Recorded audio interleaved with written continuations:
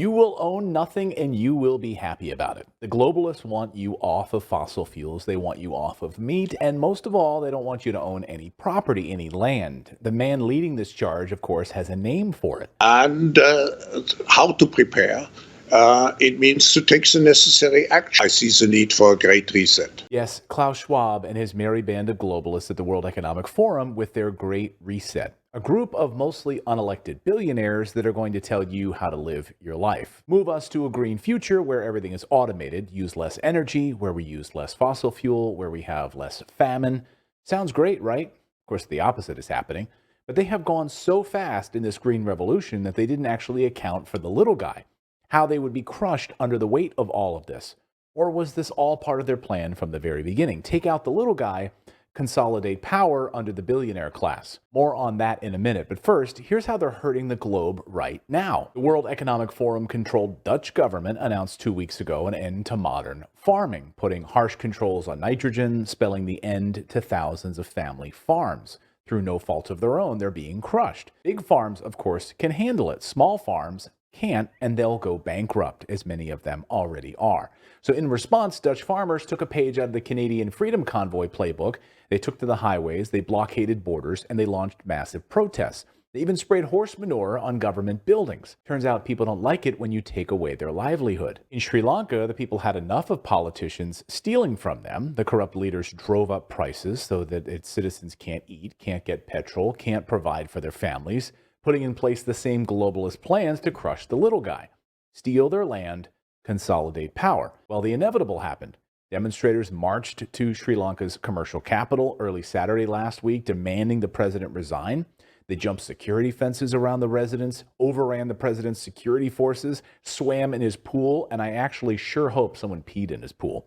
And the president fled the country and then resigned. The same thing is happening all over the world. Look at Panama rising up. Italy, the Italian people are saying enough is enough. In the United States, food prices are skyrocketing. Just look at chicken prices. Sundays in Sacramento means shopping at the farmers market. It also means carrying more cash, especially for chicken. Since COVID started, the prices for our feed and labor have skyrocketed. Which brings us to the dream of the green revolution. Is it dead? Did they overshoot and screw themselves? There is a sizable portion of the global population that has yet to any kind of buy-in to the EV electric vehicle revolution, and for good reason, as you will soon see. There's enormous pain that they didn't account for among the working class. But this week, the White House told us this is all part of the, quote, transition. So it's about making a choice between what is the short term and the medium term so that we can make sure we have enough oil and gas to support us through the transition, and what are the kind of steps that we don't want the oil and gas industry to take that would have long-term consequences when we don't want new major projects that would take 20, 30 years to become profitable. So we have to make that differentiation to make sure that the American consumer has what it needs to grow our economy and the global economy, but not take steps and endanger the climate work that we're trying to do to make sure that we're on a better footing to accelerate the transition. Yeah, the White House really said that. They said the quiet part out loud. The pain you're experiencing is because we didn't plan well enough for the big move, so you'll need to suffer, as the World Economic Forum explained.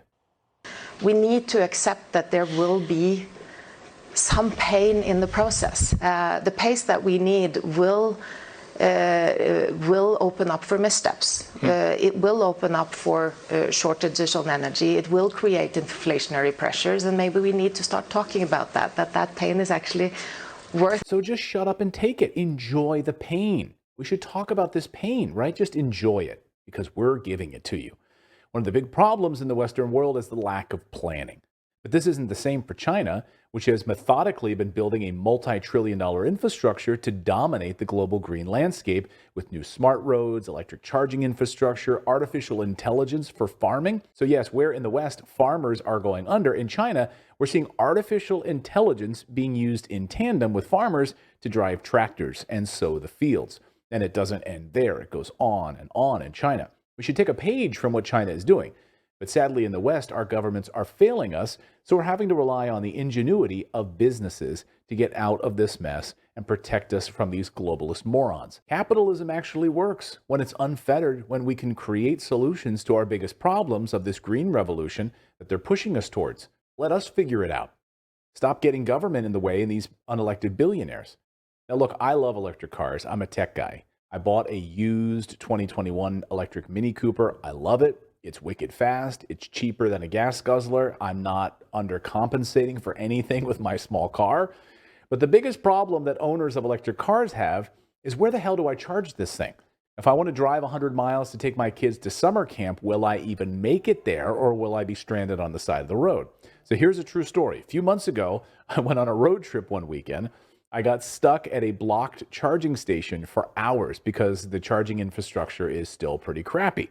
The only charger for 30 miles was being used by some moron who parked his electric Porsche there, and then he took an Uber somewhere else. Yeah, so he parked there and left it overnight. The station showed that his car was fully charged, but he was nowhere to be found. So I had to sit there and wait for hours until he came back. Total garbage. And I know what you're thinking. Did you give him a piece of your mind when he showed up? No, I didn't. I was in the bathroom at the restaurant, and I didn't see that he came and left before I could talk to the guy, because I would have given him a piece of my mind. So they want us to move towards green energy, but they don't have a plan for it. They just want you to suffer through this transition. They're okay with that because the billionaires are fine. In fact, a Forbes article this week shows exactly what I'm talking about. The number one reason people don't buy electric cars is because of what they call range anxiety. Even as some electric cars have EPA-rated range estimates of 200 or 300 miles, but much like the mileage ratings for gas-powered cars, these numbers don't always measure up in real life. What if you're going up a bunch of hills, right? That number is going to change, which is why so many people have range anxiety right now, and they're holding off on purchasing any kind of electric vehicle. Look at this Forbes chart. Most people are scared of finding blocked chargers when they get to their destination, or they're broken altogether, or they can't find them at all. Yeah, that was exactly my problem, right? It ruined my whole day because of some rich a-hole in a Porsche who took up the one charger for the entire day. So enter some good old-fashioned capitalism to fix the problem. That's why we partnered with an amazing company called DTMXF AI, which is using artificial intelligence to solve range anxiety problems. Now, this is a small Canadian company, and they've cracked the code on how to do this, and they've actually gotten a patent for it. So can you imagine what electric vehicle automakers like Tesla, Chevrolet, Toyota, BMW, Honda, Nissan, and Ford would be willing to pay to solve this number one problem, which is this range anxiety issue? This could be a game changer for a company like DTMXF AI. I'm going to put their stock ticker up here on the screen. I love finding companies like this to invest in. Their stock price is so cheap, but their potential is massive because they're in a $150 billion electric vehicle space right now.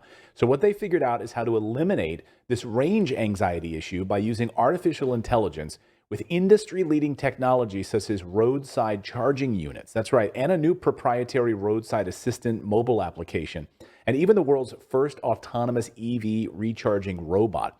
So I could have used their app, and I could have had an electric roadside assistant give me a quick charge, and I'd be on my way instead of waiting for Porsche Boy to come back to his car. The DTMXF AI application allows users to reserve on-demand service, and the company's drivers will come directly to the user if you need them in a pinch. Obviously, this would be something you'd use in a pinch, right? But it's there, and it eliminates this anxiety issue. Smart companies always protect their intellectual property, and because of this, DTMXF has filed 3 trademark applications in Canada so that other people can't steal their creations. Even the Wall Street Journal, look at this, praised DTMXF as a strong company. Look at their net income growth, their sales growth, their cash flow. There's incredible demand for this technology. Imagine Ford or Tesla having this service built in as part of buying an electric car, so that if someone's there at the counter, I don't know if I want to buy this car because what if I can't find a charger? Don't worry about it. This would eliminate range anxiety because we've partnered with this company, and therefore you'll never have to be without an electric charge if you need it, as this infrastructure is being built out. I love finding great companies doing innovative work. Their stock price is so cheap right now. As of this recording this morning, it's at 8 cents a share. And it's already up this morning as well. So look at that, it's already up. So as an investor, I could buy hundreds of shares for pennies on the dollar right now as this market expands. It's a $150 billion market. So do your own due diligence on this Toronto-based company called DTMXF. Here is their stock ticker. If you want to invest or study them more closely, look into them. I'll have a link in the description below. Thanks to them for supporting the show and what we do here, covering independent journalism and bringing awareness about these globalists and what they're doing to our economies. I'll have a link in the description for you to take a closer look at DTMXF. We need more innovative companies that are doing this great work. We'll see you next time.